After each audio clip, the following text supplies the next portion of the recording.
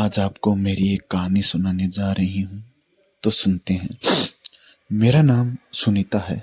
मेरी उम्र 35 साल है और रंग गोरा है, लेकिन मेरी पहचान मेरे रंग या उम्र से कहीं आगे की है।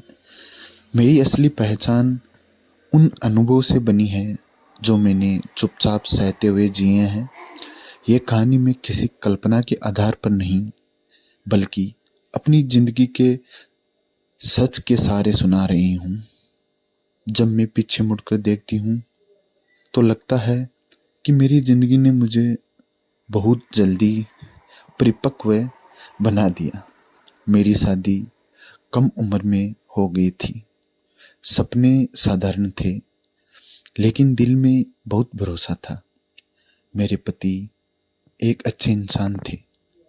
उन्होंने कभी मुझे कमतर महसूस नहीं होने दिया, लेकिन किस्मत को शायद हमारा साथ मंजूर नहीं था। एक लंबी बीमारी के बाद वे मुझे छोड़कर चले गए। उस दिन के बाद मेरा जीवन जैसे अचानक ठहर गया। मैं सिर्फ एक औरत नहीं रही, मैं समाज की नज़र में एक विधवा बन गई। लोगों ने मुझे बहुत सलाह दी। किसी ने कहा मायके लौट जाओ, किसी ने कहा नई शुरुआत करो, लेकिन मैंने ससुराल नहीं छोड़ा। यही घर मेरी शादी की यादों का गवाह था। यही मेरी पहचान थी। मैंने तय कर लिया था कि मैं भागूंगी नहीं, सामना करूंगी। इसी घर में रहता था मेरा देवर रोहन, मेरे साथ ही रहता था। रोहन मुझसे उम्र में छोटा था, पढ़ा लिखा, शांत स्वभाव और बेहद समझदार। शुरू से ही उसने मुझे पूरे सम्मान के साथ भाभी कहा। उसकी नज़रों में कभी कोई ऐसी बात नहीं थी जिससे मुझे असहजता महसूस हो। पति के जाने के बाद जब मेरी दुनिया बिखर रही थी, तब रोहन ने बिना कुछ कहे मेरा साथ दिया। कभी बैंक के काम में, कभी अस्पताल के चक्कर में, कभी घर के कागजात संभालने में। वह हर जगह मेरे साथ खड़ा रहा। वह ज़्यादा बोलता नहीं था, लेकिन उसकी मौजूदगी में मुझे सुरक्षा महसूस होती थी। धीरे धीरे मुझे समझ आने लगा कि साथ का मतलब हमेशा प्रेम या आकर्षण नहीं होता। कभी कभी वह सिर्फ इंसान को टूटने से बचाने का नाम होता है। जी हाँ, फिर भी इंसान हूँ। मेरे भीतर भी भावनाएं थी। कई रातें ऐसी थी जब पूरा घर सो जाता और मेरी आंखों में नींद नहीं होती। तब मैं अपने मन से लड़ती थी, खुद को समझाती थी कि मेरी एक सीमा है, एक मर्यादा है। मैं भाभी हूँ और मुझे अपनी हद कभी नहीं भूलनी चाहिए। रोहन भी शायद अपने भीतर बहुत कुछ महसूस करता था, लेकिन उसने कभी अपनी सीमा नहीं लांघी। उसकी आंखों में मैंने कभी लालच या गलत भावना नहीं देखी। वहाँ सिर्फ समझ, सम्मान और संयम था। एक दिन मैंने उससे कहा कि समाज अकेली औरत को कमज़ोर समझता है।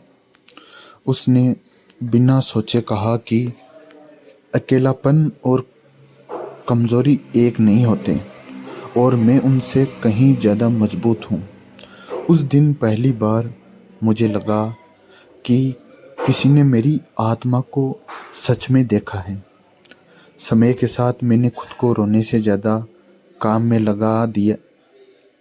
मैंने सिलाई सीखी, फिर दूसरी औरतों को सिखाने लगी। धीरे धीरे एक छोटा सा स्वावलंबन केंद्र शुरू किया, ताकि जिन दर्दों से मैं गुजरती हूँ उनसे और औरतें ना गुजरें। रोहन ने हर कदम पर मेरा साथ दिया, लेकिन कभी अधिकार नहीं जताया। गांव में बातें भी हुई, लोग सवाल करने लगे, कुछ ने रिश्तों पर उंगली उठाने की कोशिश की, लेकिन हमने कभी सफाई नहीं दी, क्योंकि हमें पता था कि सच्चाई को साबित करने की कोई ज़रूरत नहीं होती। जी हाँ, कई बार रिश्तेदारों ने मुझसे दोबारा शादी की बात छेड़ी। किसी ने सहानुभूति दिखाई, किसी ने दबाव डाला, लेकिन मैंने हर बार मुस्कुराकर मना कर दिया। मुझे समझ आ गया था कि ज़िंदगी में हर खाली जगह को भरना ज़रूरी नहीं होता। कुछ खालीपन इंसान को मजबूत बनाते हैं, बहुत ज़्यादा। रोहन के साथ मेरा रिश्ता अजीब था।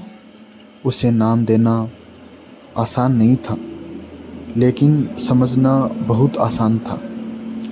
उसमें चाहत से ज़्यादा जिम्मेदारियां थीं। पाने की इच्छा से ज़्यादा सही बनाए रखने की कोशिश थी।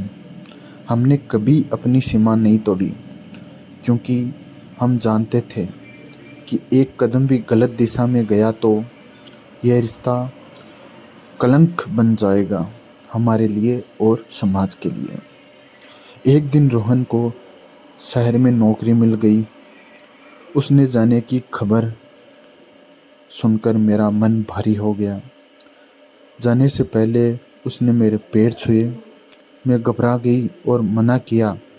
उसने कहा कि मैंने उसे रिश्तों की असली परिभाषा सिखाई है। उस पल मुझे एहसास हुआ कि कुछ प्रेम ऐसे होते हैं जो छुए बिना भी इंसान को बदल देते हैं। रोहन चला गया, घर सुना हो गया, लेकिन मेरा मन नहीं। अब मैं खुद के साथ रहना सीख चुकी थी। आज मैं 35 साल की हूँ, सादी साड़ी पहनती हूँ, आईने में खुद को देखती हूँ तो किसी अधूरी औरत को नहीं, बल्कि एक संतुलित इंसान को देखती हूँ। मैंने प्रेम को महसूस किया, लेकिन उसे मर्यादा में रखा। मर्यादा कभी टूटने नहीं दी। मैंने ये सीखा कि हर भावना को अंजाम तक पहुंचाना जरूरी नहीं होता। कुछ भावनाएं इसलिए आती है ताकि हमें बेहतर इंसान बना सकें। यही मेरी कहानी है। मैं सुनीता हूँ और मैंने अपने रिश्तों को बदनामी नहीं, सम्मान दिया। कहानी अच्छी लगी हो तो चैनल को सब्सक्राइब करो और एक अपना कमेंट